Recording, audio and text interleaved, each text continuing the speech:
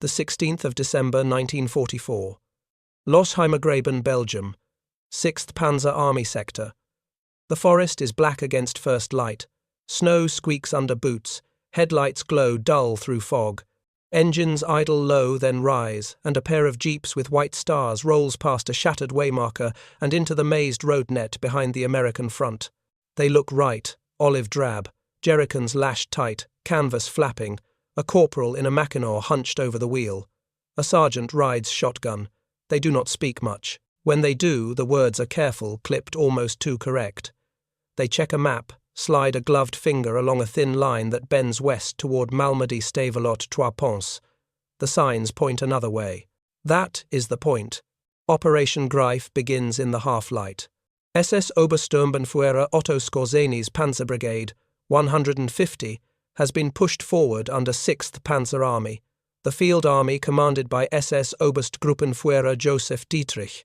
The order is simple and dangerous: send English-speaking teams in captured uniforms and vehicles to break the American rear areas at the seams, turn signposts, redirect columns, spread rumors, cut wires. If the main attack can move fast, the Meuse bridges at Huy and Armay may be reached before the Americans can set a solid line. But the reality is friction. The brigade is late assembling. Captured American kit is short. Many vehicles are German repaints under hurried white stars. The men have studied ranks, salutes, road slang, gasoline, not petrol. But the land itself is a test. 100 little habits, 100 tiny checks. Dawn lifts. The artillery begins to speak east of the Schnee Eifel. In the U.S.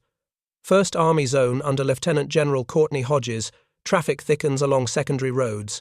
Ambulances, ammunition trucks, half-tracks, bulldozers chained to Diamond T tractors. Military police step into intersections with white-laced helmets and bright armbands, batons up, palms out. A whistle shrills. A convoy breaks. Snow dust floats and settles. A jeep edges forward. The MP studies the hood, numbers, the bumper markings, the faces.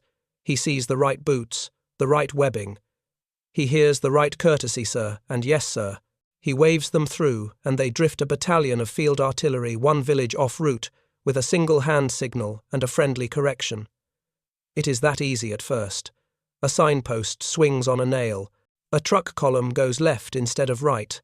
A company headquarters wonders where its ammunition is. Another jeep swaps a detour placard at a fork. The gap in the line widens by a mile no one can see on a map. Reports travel fast. By mid-morning on December 16, word reaches 8 Corps, under Lieutenant General Troy Middleton, and across to V Corps, anchoring the Elsenborn Ridge, that enemy infiltrators in American uniforms are loose. 6th Panzer Army's main armoured thrust is driving on Malmedy and the high ground beyond. The smallest roads now matter as much as the biggest. Every bridge and crossroads becomes a possible choke point. Every jeep becomes suspect. Checkpoints multiply. Engineers from the 291st Engineer Combat Battalion throw down new roadblocks and wire demolition charges on bridge spans at Stavelot and Trois Ponts. Field phones chatter. Passwords circulate. They help, but they are not enough. The infiltrators have studied those too. A correct countersign does not prove a thing when the enemy has pulled it off a dead man or overheard it in a crowded barn. So the MPs adjust. The doctrine becomes improvisation. They stop a staff car and ask a lieutenant colonel to name his regiment's commander. Then the regimental S3 to give the day's march table. Then a driver to point to the fuel cut-off on his own carburetor. A jeep arrives with 2 men who pronounce place names like they were learned from a page, not from a mess hall line. The MP hears it. He does not say what he hears. He changes tack. He asks for the location of the mess at Elsenborn. He asks which road goes fastest to Spa when the weather is iced. He asks how many quarts in a gallon. The answers are fast, but the cadence is wrong. Word spreads among the MPs and traffic guides. Culture is a weapon. The most invisible kind. Passwords can be learned. The rhythm of a life is harder to fake. A roadblock near Werbermont stops a jeep in the late afternoon. The men in the jeep have the right shoulder patches, the right grease under nails. The MP leans in and smells the breath, hears the voice. He does not ask for the password. He asks for an everyday thing, a thing no manual teaches. He asks about baseball. It seems absurd in a war of panzers and artillery. It is not. It is a filter that lives in muscle memory. World Series winners, team nicknames, the park in Brooklyn, the town for the Cardinals. The answer ought to come like a grin. It does not. There is a pause. Just long enough. The baton lifts. The order is crisp. Step out of the vehicle. Snow flurries thicken at dusk.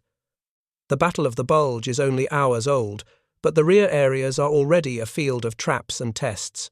Skorzeny's plan has found its first advantage, confusion, and its first limit, the American habit of the ordinary weaponized at 1,000 crossroads. The night will be worse. The questions will get sharper, the stakes higher. A bridge saved at Trois Ponts may decide a day. A jeep turned the wrong way may cost a battalion. Dusk, the 16th of December 1944. The fog thickens across the Ambly Valley. Headlights smear into milk as convoys creep past wreckers and snowbanks.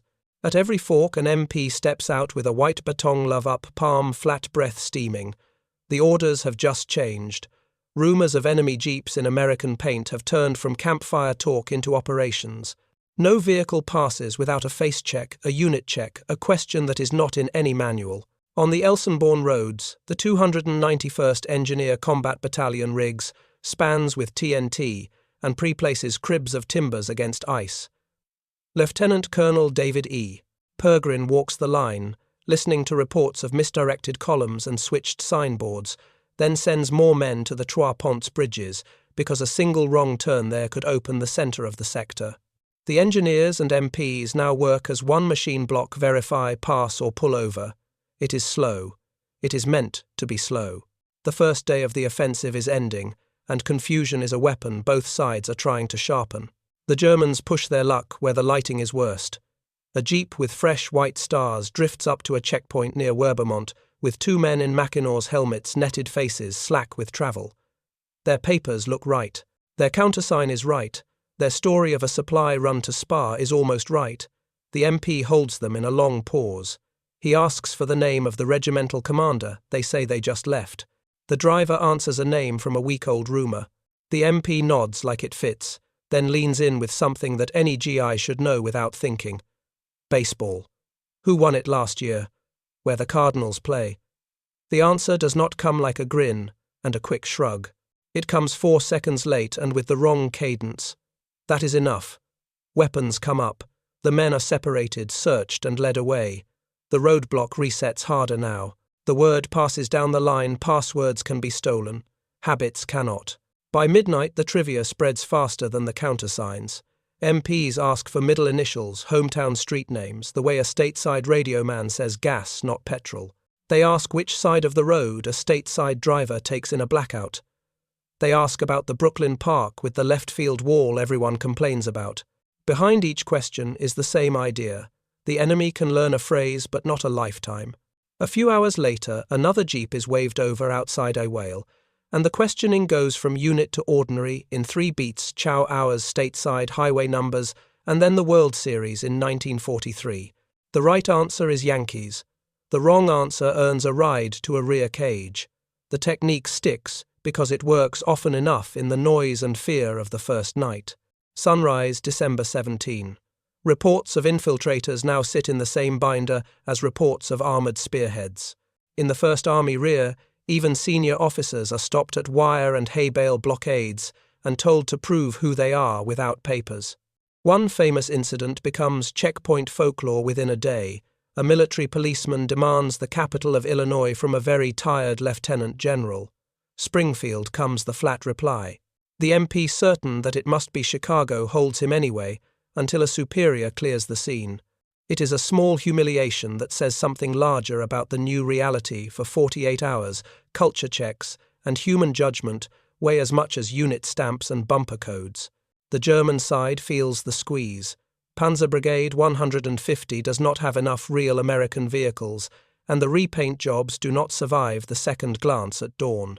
Some of Skorzeny's men are pulled over with perfect English and perfect kit, then undone by a single throwaway question about a team in Street Louis, or a state capital west of the Alleghenies, or the name of a Pennsylvania beer. Others are tripped by the map they carry by the way they say, a place name with page voice instead of mess line voice. The net tightens. When infiltrators are convicted by military courts for unlawful use of uniforms, firing squads are ordered and carried out on December 23. The message is as blunt as the rifle. Shots in the cold, the window for the ruse is closing. None of this stops the chaos entirely. Misrouted convoys still snarl approaches to Malmedy and Stavelot. An engineer team has to sprint charges onto a span, while an MP argues down a driver who swears his orders are to cross now. But each hour the improvisation hardens into procedure. MPs compile quick reference sheets, likely questions, tripwire answers, known impostor tells. They rotate the questions, so no single rumour gives the game away. They learn to watch for how a man reacts before he speaks. A real GI answers baseball like a reflex. A faker answers like an exam. By late afternoon on the 17th, the human filter has an institutional frame. Corps provost marshals push standardized checks to the busiest junctions. The engineers at Trois Ponts, acting on those filters and on their own reconnaissance, blow 2 bridges out from under Joachim Peiper's lead elements just hours later, and wire the third, the Salm bridge, to go at the first shadow of Panthers. The infiltrator threat did not break the rear. The rear learned to bend and hold, and every time an MP leaned in and asked a question about home, he bet a calm voice and a hard eye against a plan written in Berlin. Morning the 18th of December 1944. Thin ice smokes off the Amblev as engines warm and MPs stamp their feet at the same crossroads they held through the night. The questions now come faster than the traffic. A jeep rolls up with 2 tired faces and bumper codes that read like they were painted by a careful hand, not a hurried motor pool. Papers check out, password checks out. The MP leans in and goes straight to habit. Name the Brooklyn Park with the left field wall. Name the Cardinals city. Who won last year? The driver blinks once, twice, and reaches for an answer like it is on a shelf. That reach is the tell. Rifles angle up. The men are pulled and searched. One carries a folding map that uses road names nobody local ever uses. Another has a shaving kit stocked with German blades. They go to a cage behind the lines. The jeep goes to a lot where other repaints sit in rows, white stars scabbed over grey steel. Across the sector, the same pattern repeats. The provost marshals push a clean, simple playbook to every busy junction. Confirm unit, confirm commander, confirm route, then switch to home. Baseball state capitals, gas station brands, street names. Rotate questions every hour. Mix in location traps, pronounce Werbermont and Trois Ponts the way a roadman would. Watch cadence more than content. If a man answers like an exam, pull him aside. It is not elegant, but it is fast, and it works often enough to matter. Skorzeny's Panzerbrigade, 150, feels the walls come in. The brigade had arrived late short of real American vehicles, and the illusion frays in daylight. Teams that slithered through on the 16th find a harder border on the 18th. A traffic post outside Spa catches a pair of men who cannot remember which pump handle colour is regular back home. Another post near Theo stops 2 more, when one calls a baseball club by a nickname that no GI would use in 1944. Word of the captures circulates up and down the 1st Army rear, and out to the divisions that are taking up new lines. 30th Infantry Division, around Staumont and L'Église 82nd Airborne Division sliding into the northward, Rhodes 7th Armoured Division trading space and time near St. Vith. Every new roadblock adopts the same human filter. The change shows up on the map. In the valley west of Stavelot, Lieutenant Colonel David E. Pergrin's 291st Engineer Combat Battalion stacks charges and sets firing lines at Trois Ponts. The bridges are the hinge of Joachim Peiper's armoured thrust. If those spans live, his panthers roll. If those spans die, his column must turn into narrower ground, already filling with roadblocks and wrecks. Midday blasts thump the hills. 2 bridges fall, the third stands wired and guarded by men who will wait until the last minute to drop it. The infiltrators had tried to bend the traffic net. The engineers and MPs make it rigid where it matters most. Confusion does not vanish. It mutates. On a back road near Malmedy, a column argues with an MP who swears their orders are wrong. Only when an infantry captain from the 30th Division strides up and names the road by its local farm track does the column accept a reroute. In V-Corps territory, a tired staff car full of senior officers finds itself nose-to-nose with hay bales and a private with a whistle. He asks them to prove what they say with something not written on paper. The exchange goes poorly for pride, but well for the system. For 2 days, rank has less weight than a reflex. Night of December, 18 into 19. The cold bites harder. At a checkpoint east of Iwale, a jeep sits idling under blackout, while an MP plays out his last set of questions of the shift. He changes tempo. No baseball now, no capitals. He asks how many quarts in a gallon, how a man pronounces a diner chain from Pennsylvania, which way a driver drifts his wheels against a rut in snow. The answers come in English that is good and lifeless. The MP steps back and taps the fender. Out. Hands high. Another team rolls into custody. By the 19th morning, the panic of day one has thinned into a taut routine. MPs carry pocket cards with rotating prompts and known tells. Engineers mark their bridge logs with yes, no decision lines, keyed to the latest reports of enemy armour. Division G, 2 sections, keep a running sheet of captured infiltrators, their stories, their mistakes. The rear area is no longer a soft target. It is an organism that learned overnight. Skorzeny adapts, but the window shrinks. Panzerbrigade, 150's armoured elements intended to seize key crossings in American disguise, find that every crossing worth the risk is now under a layered defence of wire TNT, machine guns and human tripwires who ask about the world. Series before they look at a pass. A few teams still succeed in flipping signs or misrouting a convoy, but the effect is local and short. A platoon lost for an hour, a battery 2 miles off its lane. The larger currents run against the ruse. Rearward, the legal consequences catch up. Captured teams tried for unlawful use of uniform and perfidy face firing squads on December 23. The news moves through chow lines and radio rooms like a gust through canvas. It is not triumph. It is a hard, cold punctuation mark at the end of a brief, dangerous chapter. The message is clear on both sides of the line. The trick had its moment, and that moment is closing. Even so, the checkpoints keep asking. Because the real value of the baseball question is not only that it trips a spy, it resets 1,000 little interactions to human speed. A driver meets a pair of eyes and speaks from habit, not from script. In a battle defined by armoured thrusts and artillery grids, the smallest exchange on a frozen road becomes part of the defence. The front is a line on a map. The rear, for a few crucial days, is a conversation. The 19th of December, 1944. Spa to Verdun.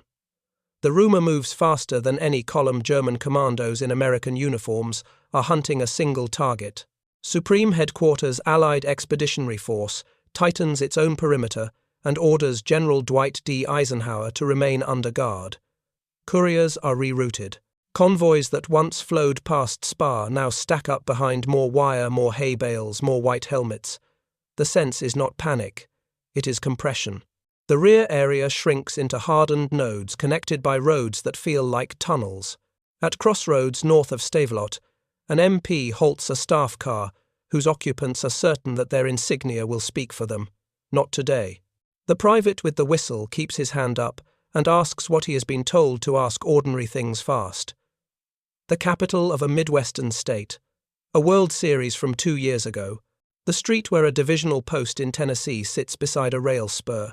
The answers snap back, some right, some wrong, all weighed against cadence. The car waits while a sergeant steps in and checks bumper codes with a flashlight cupped in his palm. Only when the rhythm feels American does the barrier swing. Farther west, the 291st Engineer Combat Battalion completes what the baseball questions make possible time. Lieutenant Colonel David E. Pergrin confirms that all 3 bridges at Trois Ponts are rigged and that the firing lines run to men who will not hesitate. When the sound of armour pushes down the valley, the call is simple. Detonate. Wood and steel leap, water swallows them. The echoes roll up the hills and into the radios of Kampfgruppe Piper, telling a commander exactly what he did not want to hear. The fast lanes to the Meuse are gone. Skorzeny's Panzerbrigade 150 feels the change as a drag on every wheel. Before dawn, his road teams could drift a convoy one village off course with a smile and a gloved hand. By the 19th midday, they meet uniformed suspicion, tuned to the smallest discord. At a checkpoint near Vith, a jeep coasts to a stop. Papers are perfect. Password perfect. The MP asks where the Cardinals play. The answer lands dead a city, not a place, no park name, no quick shrug. Rifles lift. By nightfall, that post forwards 2 more prisoners to a cage, whose guards have learned to speak quietly and listen to every vowel. The improvisation begins to harden into standard practice. Corps provost marshals circulate pocket cards with rotating prompts. Division headquarters add a line to their orders of the day. Every roadblock will test for habits, not only passwords. A young lieutenant at Verbermont revises his script every 3 hours. State capitals in the morning, ballparks at noon, gas station brands and hometown radio teams at night, so that no whispered tip can solve the test for long. The men learn to watch for the beat between question and answer. A GI who grew up with baseball wears a grin even when he is tired. A man who studied a list looks down and reaches into air. Elsenborn Ridge holds under V-Corps, and with it, the hinge of the north. Along the Salm and the Amblieve bridges either stand under guard or lie in broken slabs below the ice. In the valleys, the human net keeps catching small groups who had slipped through on the first day. A pair with German razor blades in a stateside shaving kit. A driver who calls gasoline petrol once and does not notice it. A sergeant who knows the countersign but not the smell of the Pennsylvania diner the MP mentions for no reason at all. Each stop is small. Together they change the texture of the fight behind the front. Commanders adjust. First Army warns that the same disguise that wins a minute at a checkpoint can cost hours if it triggers a lockdown. Staff cars accept the delay. At Malmedy, the memory of the massacre on the 17th sharpens every exchange. MPs glance at the hills and hold their posts anyway, taking the risk that a stopped jeep in the open is a target. The questions come quick, sheltered by the idea that the fastest way through is to be unmistakably what you claim American. By December 20, the ruse is still alive, but running out of reach. Panzerbrigade 150 lacks the captured vehicles to sell the illusion in broad daylight, and the MPs have made the night just as hard by training themselves to hear fatigue in the wrong places. One team blunders onto a road marked by its old German name and uses it aloud. Another is tripped by the way he says Werbermont page perfect and mess hall wrong. A third is pulled when he forgets which shoulder patch goes with which division lane and points the wrong way to Staumont. None of these are dramatic. All of them save minutes that engineers spend on primer, cord and plunger handles. The rumour that brought guards to Supreme Headquarters feeds back into the system. If the enemy intends to assassinate a commander, then he will need speed and surprise. The MPs decide to deny both as a rule. A convoy full of generals sits at a barrier and answers questions about home like everyone else. Pride suffers. The net holds. On maps, the armoured thrusts look like bold arrows. On the ground, those arrows keep hitting the fine mesh built by white helmets and ordinary words. Night settles early. The Amblieve runs black and loud. At a post outside Spa, a last jeep for the shift rolls up late. The MP leans in, hears a fluent sentence drained of any American ease, and chooses the quiet test name the park in Brooklyn. The driver gives the city again. The MP nods, steps back and raises his hand. Out. Hands high. The message keeps repeating. In a war of artillery and steel in this corner of December culture is a weapon, and the man who can ask about a ball club can close a road. The 20th of December, 1944. Malmedy to La Glaise. Snow pelts sideways, and the valleys ring with engines that cannot find a clear lane. The white helmets own the crossroads now. A jeep noses up to a barrier of logs and wire, and a private with a whistle leans in with a question that no field manual holds. Name the park in Brooklyn. The driver says the city, and not the field. Rifles tilt. Hands rise. Another pair comes off the road and into a cage where guards listen harder than they talk. Each small catch buys minutes. Those minutes flow down to the bridges that matter. Trois Ponts is already broken. 2 spans lie in the Amblieve, and the third stands wired and watched by men who know exactly when to push a plunger. Lieutenant Colonel David E. Peregrine walks the ice rims and checks the firing lines himself. Upstream, Stavelot fights to hold its bridge against tanks hunting a way across. The human filter at the roadblocks feeds the engineer clock at the rivers. Every wrong cadence at a checkpoint adds seconds to prime a cord and fuse, and every second compounds into a delay a German map cannot erase. December 21. V Corps anchors the north on Elsenborn Ridge, while First Army pushes reserves into the road net. The 30th Infantry Division grips Staumont and La Glaise. The 82nd Airborne Division locks the approaches north of Trois Ponts.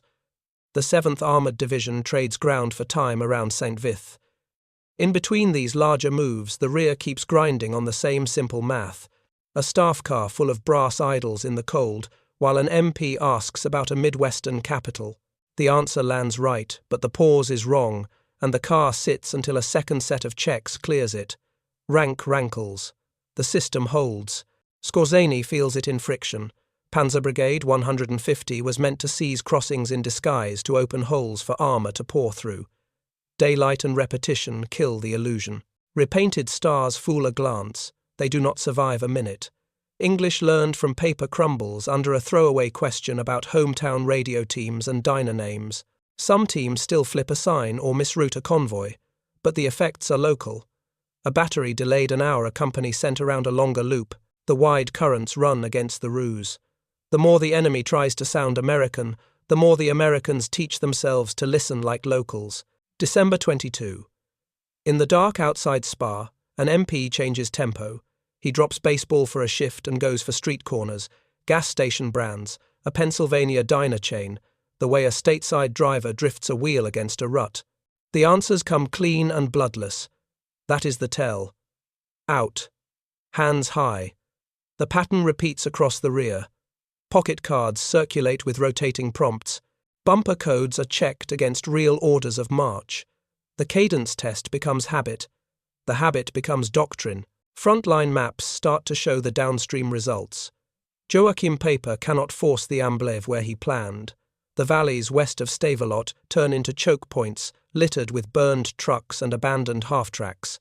La Glaise becomes a bowl, where fuel runs low and air starts to clear.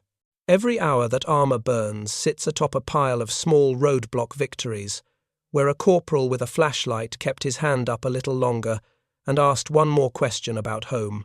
December 23. The legal edge sharpens. Captured infiltrators tried for unlawful use of uniform face firing squads. It is a hard line written in cold air and carried by rumour through chow lines and radio shacks. The message is not bravado, it is warning. The window for the disguise is closing, and the cost of risking it climbs by the hour.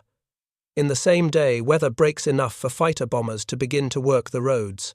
The rear tightens. The sky hardens. The arrows on the German maps shorten. By now the baseball question is more than a trick. It is a symbol of a larger turn. Passwords can be captured. Papers can be forged. The ordinary cannot be faked at speed. A GI who has argued about the World Series in a mess line answers without looking up. A man who learned it yesterday reaches into the air for a card that is not there. MPs learn to hear the reach. Engineers learn that those hearings buy time to blow spans. Division staffs learn to trust the slow roadblocks that make fast bridges possible. December 24-25. The push on the Meuse has lost its sprint. Bridges that might have served are down. Others sit under guard and wire, with firing lines running through frostbit fingers to a final decision point. The infiltrator threat does not vanish, but its power to bend the rear is gone. The questions keep rotating to stay ahead of rumour. The checkpoints keep eyes open even for friendly faces. A tired captain laughs when an MP asks a baseball question on Christmas Day and then answers with the ease of a man who grew up under a radio. The barrier swings. The convoy rolls. The rear is an organism now trained on cadence and habit as much as on passwords and passes.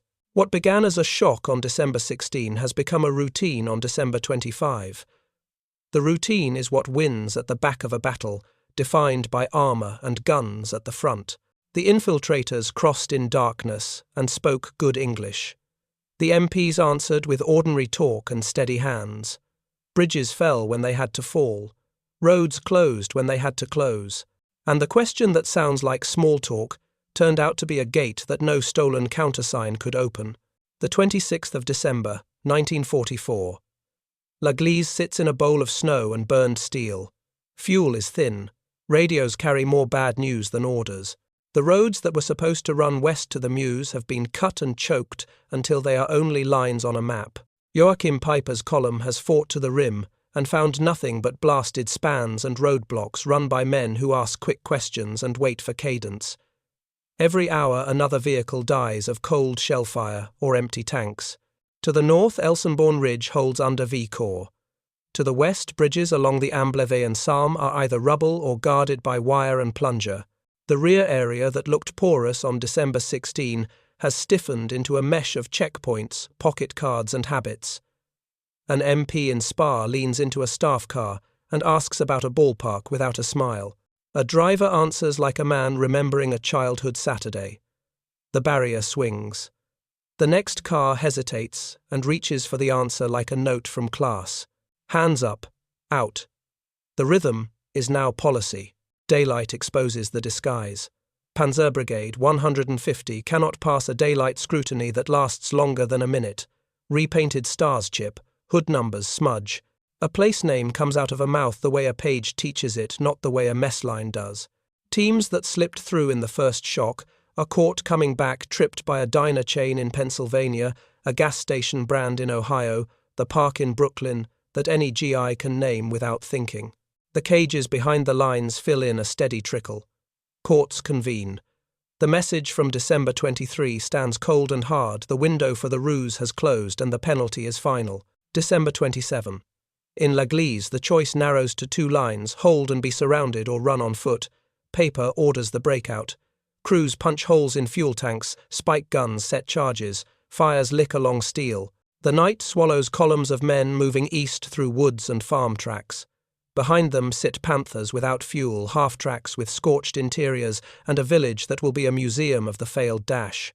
The route out threads past roadblocks, where white-helmeted MPs keep doing the same plain work. Stop the next jeep, ask the thing, no manual teaches, listen for the beat between question and answer. The front and rear now feel the same logic. At the front, artillery grids and infantry foxholes harden into a defence that does not break. In the rear, the human filter has become a routine that does not blink. A private with a whistle can hold a colonel for a beat and ask him about a World Series, and no one calls it disrespect.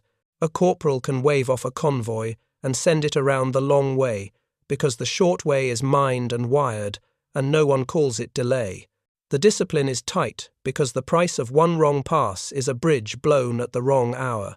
By the last week of December, the armoured arrows that began as a sprint have lost their points. The weather lifts enough for fighter bombers to cut the roads by daylight. At night, the roadblocks and engineer switches deny momentum. When Peiper's men reach their own lines in ones and twos, they leave behind the inventory of a stalled idea, burned vehicles, empty drums, scattered maps, and the memory of being slowed by questions about home. The lesson is not shouted. It sits in cold air and frostbit fingers at every barrier from Spa to Theo to Verbemont. Papers prove little when the enemy studies. Passwords leak. What holds is the ordinary asked fast and weighed for rhythm. Baseball, capitals, street corners, the truck stop on a stateside highway. A name said the way only a local says it. Behind those small tests, engineers stand with plunger handles and primer cord, and their decisions decide where armour can go. The questions buy minutes. The minutes buy bridges. The bridges buy time. The 31st of December 1944. The Ardennes lies under a hard sky. Wrecks freeze into the verges. Bridges that survived carry ration trucks and ambulances west to east, and those that did not lie in dark water under ice. The panic of the first morning is a distant echo. The habit remains. An MP at a junction outside Spa steps into the lane, raises a hand, and asks a driver something plain. The answer comes as a reflex, easy and unguarded. The barrier lifts, the column rolls. No one thinks it strange that ordinary talk unlocks a war road. In the files of First Army, the story is written in small lines, checkpoint reports that read, "Stopped jeep, 2 detainees, Wrong cadence on baseball question. Engineer logs that read charges placed delay successful span dropped at hour. Division notes that read road net confusion reduced by standard habit checks. None of these are dramatic. All of them are cumulative. The human net that looked crude on December 16 grew teeth by December 20 and a spine by December 25. By the turn of the year, it is just how things are done. For Skorzeny's plan, the arc is clear. Shock at dawn, friction by dusk, interception by routine. His men spoke good English, wore good copies, drove passable machines. They could flip signs and turn a column once, maybe twice. But they could not live inside the thousands of tiny reflexes that knit an army's rear together. You do not fake the way a kid from Flatbush says a park name when someone asks him under stress. You do not fake a sergeant's grin when he hears his radio team on a Sunday. You do not fake the pause you take when you try to recall a list you learned yesterday. MPs learned to hear that pause. Once they did, the disguise ran out of road. Far forward, the outcome is measured in what did not happen. No rush to the Meuse, no intact crossings at Trois-Ponts to carry Panthers west, no unguarded span at Stavelot to unlock the centre. L'Église becomes a symbol not because it fell in fire, but because the column that reached it could not leave in strength. The bridges that should have been captured in a sprint were either broken in time or held behind a mesh built out of wire TNT and questions that sounded like small talk. By early January, the battle turns away from the shock phase that made the ruse possible.